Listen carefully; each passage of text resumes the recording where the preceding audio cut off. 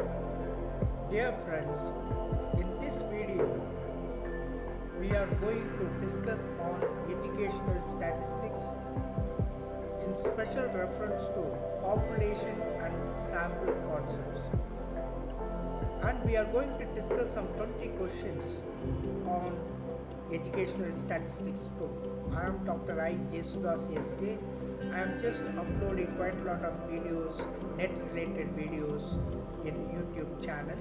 I have given my YouTube channel also in the above address. You are most welcome to visit my video channel and then profit out of that. Let us enter into the video presentation. What is population and sample? What is the concept of population?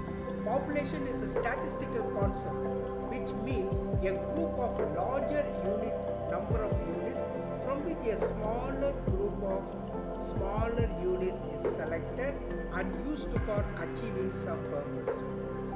So there are two types: finite population. In finite population, elements can be counted. Infinite population, elements cannot be counted. So that is called population. What is the concept of a sample?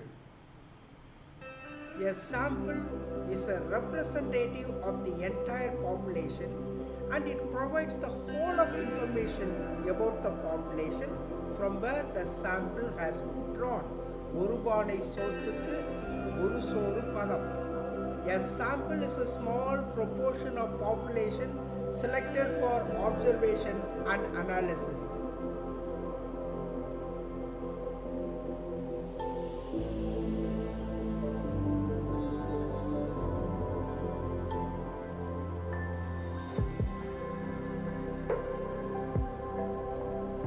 What is sampling frame? A system of sampling helps the researcher to secure the optimum allocation of sampling units.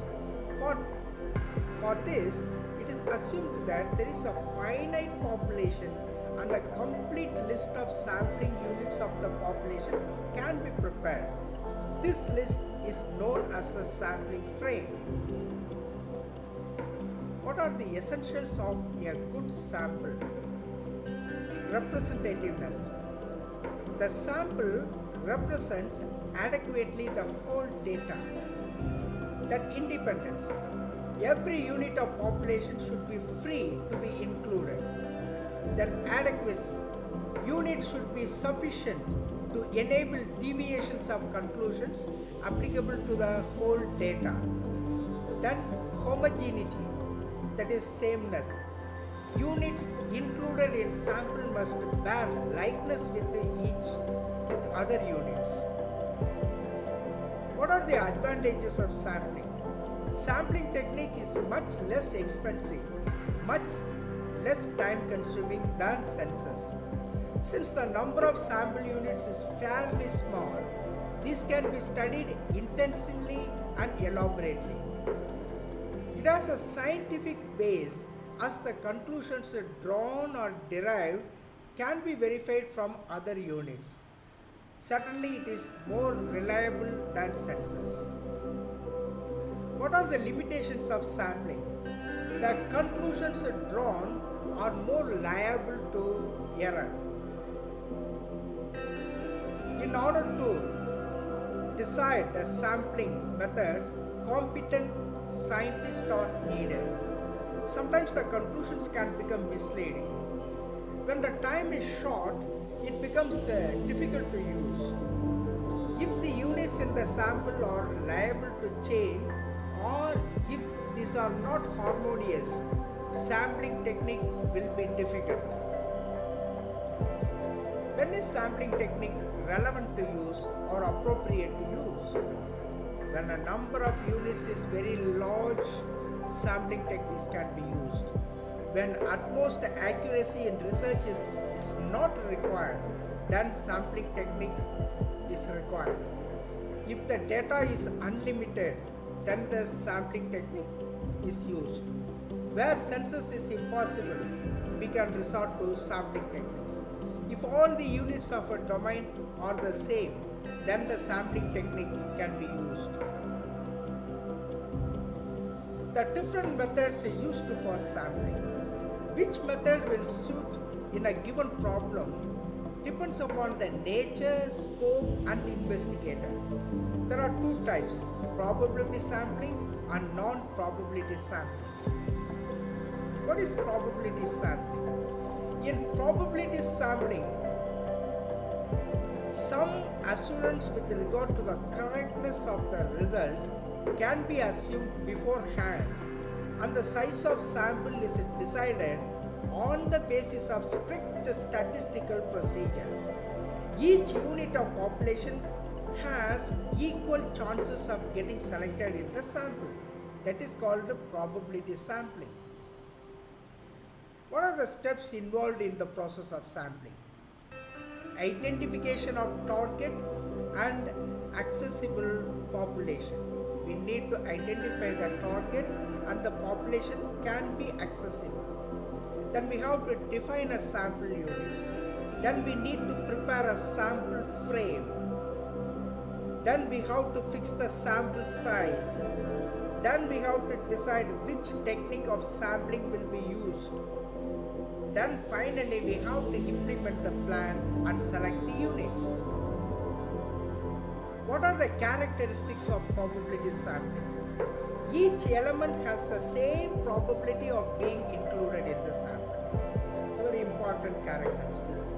Only approach that makes possible the formulation needed to have a given number of confidences. Probability sampling. Also, it makes it possible to estimate the errors in the experiment. These are all very important characteristics of probability sampling. What is simple random sampling? In a simple or unrestricted random sampling, each unit of the population is given an equal chance of being selected, and this selection is in no way influenced by personal bias of the investigator. Samples are drawn from finite population which contains a finite number, say for an example n of units. Various methods used here in the simple random sampling are lottery method, grid method, sequential method, then the table of random number method. What is systematic sampling?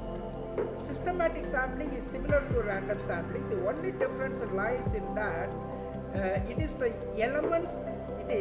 the elements are chosen from regular intervals. It is also called sampling by regular intervals or sampling by every kth unit. For example, if the randomly chosen first member of the sample is 7th, the sample will be composed 7th, 17th, 27th, 37th, like that in the regular intervals. That is the difference between systematic, that is called systematic sampling, and it is different from simple random sampling. What is stratified sampling? It implies the stratification of the main population into a number of subpopulations, each of which is homogeneous with respect to one or more characteristics, and then to select randomly the required number of cases from each subpopulation. This method is a mixture of the deliberate and random sampling technique. Therefore, this is known as mixed technique of sampling. What is cluster sampling? The whole population is surveyed and such areas are located where the elements are seen clustering themselves, and a sample is selected from such cluster. The unit of sampling is cluster, not an element. It can be used in case of probability as well as non-probability sampling. It has the advantage of convenience only. According to the researcher's convenience, he can indulge in this sampling method. What is multi-stage sampling? Multi-stage sampling involves collection of some information from the whole sample and adds additional information either at the same time or later from sub-samples of the full sample. This is a further development of idea of cluster sampling. This technique is meant for big inquiries, extending to a considerably large geographical area. What is incidental sampling? The term incidental sampling is generally applied to those groups which are used chiefly because they are easily and readily obtainable.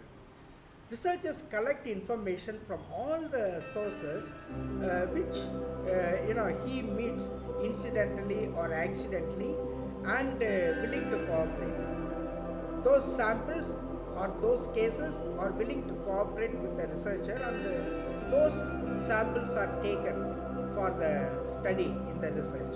The basis of choosing these elements is that they are conveniently available for the research. What is quota sampling? In this kind of sampling, the population is first classified into strata or subpopulations. After this, the population falling in each stratum, that is each subpopulation, is determined. Then a quota of units to be selected from each stratum is assigned. Each stratum has the same proportion of selected units as obtained in the total population. What is judgment or purposive sampling? Picking up units that are judged to be typical of the population. In this method, those units are selected which have the weighted sample means of certain characteristics in close agreement with the population values. The probability of selection of units in this is either 0 or 1. It saves time but is hazardous and inaccurate. It's very difficult. Extensive sampling. This method is virtually same as census, except that irrelevant or inaccessible items are left out. Every other item is examined. For instance, if you are to study sexual behavior of Indians, we may leave foreigners living in India from the study. This method has all the merits and demerits of census, and it is rarely used in research design. What is convenient sampling? The investigator selects certain items from the domain as per his convenience. No planned effort is made to collect information. This is a method of unscientific procedure and has no value as a research technique. What are the advantages of simple random sampling method? Number one, no essential group or category of units is excluded from the sample. Thus, greater representativeness is achieved through simple random sampling method. The investigators need not know the true composition of population beforehand. It is the easiest and simplest technique of all probability sampling plans. Sampling error associated with any given sample drawn can easily be assessed through this method. What are the limitations of simple random sampling method? The sampling error of a sample of size n is greater as compared to the sampling error in stratified random sampling. In other words, the error in the sampling error of in the simple random sampling is greater than the stratified random sampling. It does not fully exploit the knowledge which the investigator is interested in. That's one drawback. The researcher may try to get the full knowledge. Sometimes he may not be able to get it through this simple random sampling method. What are the merits of stratified random sampling method? First, it increases the representation of sample drawn. Sampling error is minimized because the sample drawn possesses all necessary characteristics of the parent population. It eliminates the necessity of weighing the elements to their original distribution in the parent population. So in many ways, stratified random sampling method is helpful for more or less correct research. What are the limitations of stratified random sampling method? It is quite difficult method of sampling. This method assumes that the researcher knows the composition and the distribution of population well before actual sampling starts.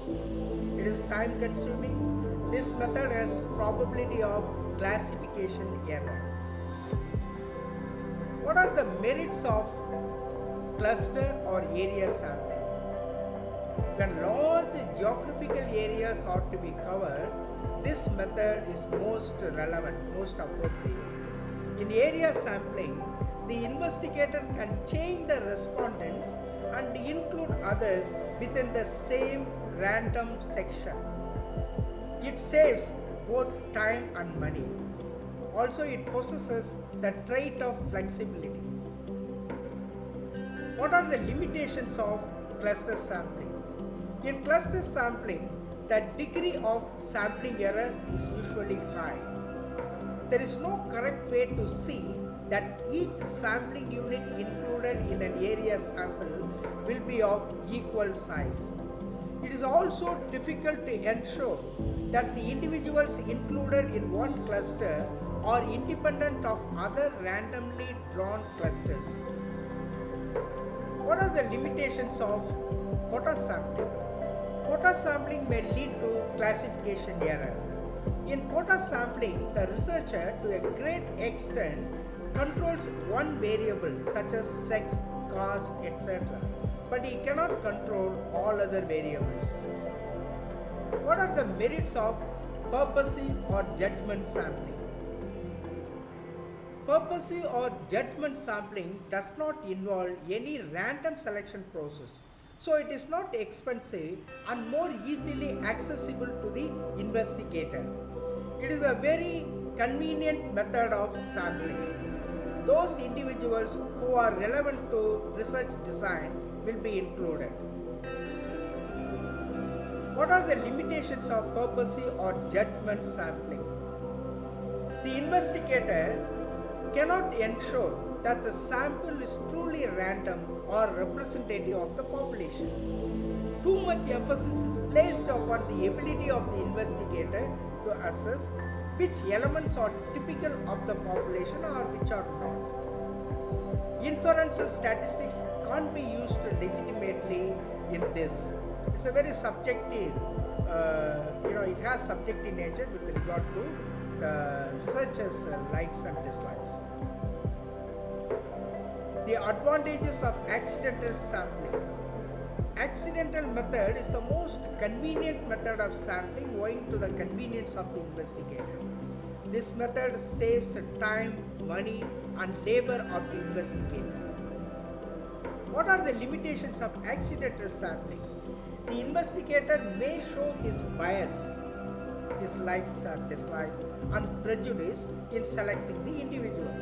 In accidental sampling, the probability of sampling error is high.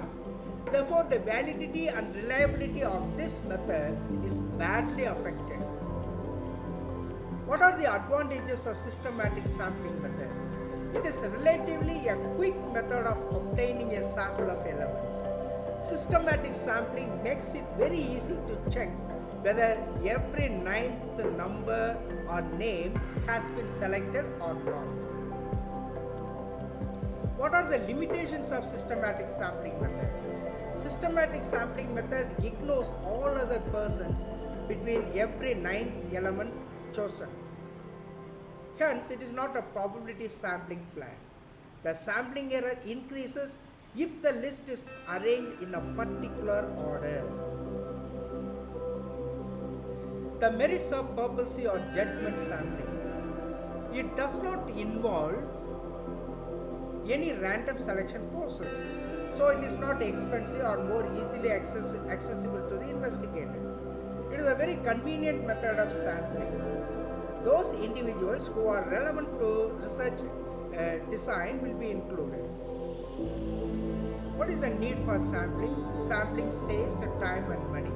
Sampling provides accuracy in measurement and testing. Sampling enables the researcher to estimate the sampling error. What are the limitations in the use of non-probability sampling techniques? No confidence can be placed in the data and hence the results cannot be generalized for the entire population. Non-probability sample depends exclusively on uncontrolled factors and researchers' insight. It's a very subjective in nature. Sometimes such samples do not adequately cover the whole population. Some of the questions in this area, the word statistics has been derived from the word status, that is in Latin language. In the development of statistical methods, the greatest contribution is that of mathematicians. Of course, research is very much scientific and mathematical. As a plural noun, statistics refers to numerical statements of facts. There are two different meanings for statistics. That is one, the methods of research methods, statistical measurements. Another, numerical statements of facts in statistics. Whom do you consider as the real giant in the development of the theory of statistics? That is R.A. Fisher. Statistics has been defined as the science of counting by Bowley. As a plural noun, statistics refer to numerical statements of facts. Already it is repeated, very sorry. Whom do you consider as the real giant in the development of the theory of statistics? That is R.A. Fisher. Statistics has been defined as the science of counting by Bowley.